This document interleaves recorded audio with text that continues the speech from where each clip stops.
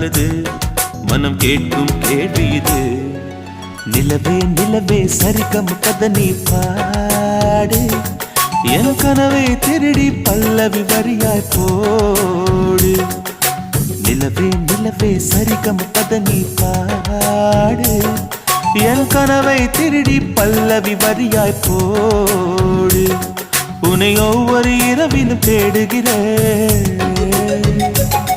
நீ தேகின்ற நாளில் வாடுகிறேன். உன் மௌனத்தில்